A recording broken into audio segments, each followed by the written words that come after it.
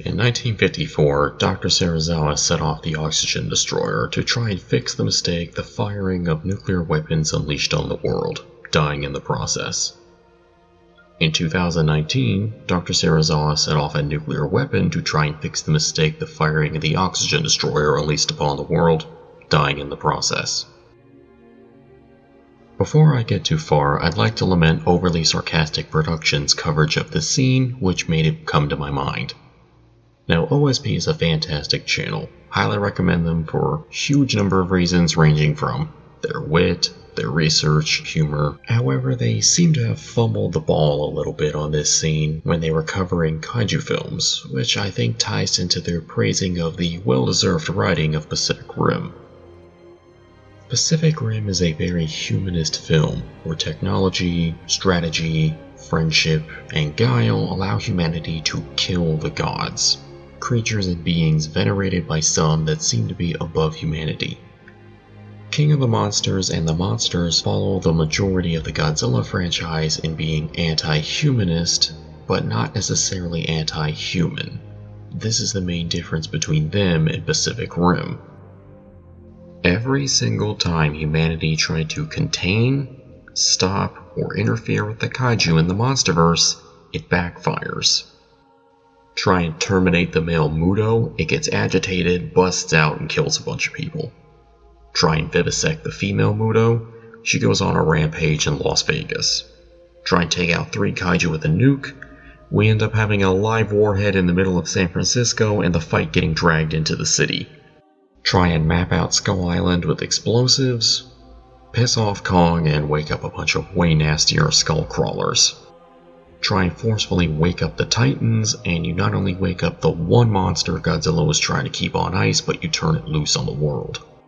Try and use an experimental weapon, and not only do you devastate the immediate area to the point it's unlivable, but you wound up only injuring the one kaiju who had a shot at stopping what you were trying to aim at in the first place. The same creature who gets away unscathed. And that same creature you were trying to stop in the first place proceeds to cause a massive devastation the likes of which nobody had ever seen before. And what does the most powerful military on the planet do when it mobilizes its forces to engage the monster attacking Washington, D.C.? They get utterly destroyed. King Ghidorah is not going to have some kryptonite weakness. There is no magic bullet you can give St. George to slay this dragon. There is nothing humanity can do that can stop this thing. The only creature that could stop King Ghidorah is Godzilla. And we were the ones who took him out of the fight. What this scene is humanity, by proxy through Serizawa, having to bite into a big piece of humble pie and put humanism on the sacrificial altar.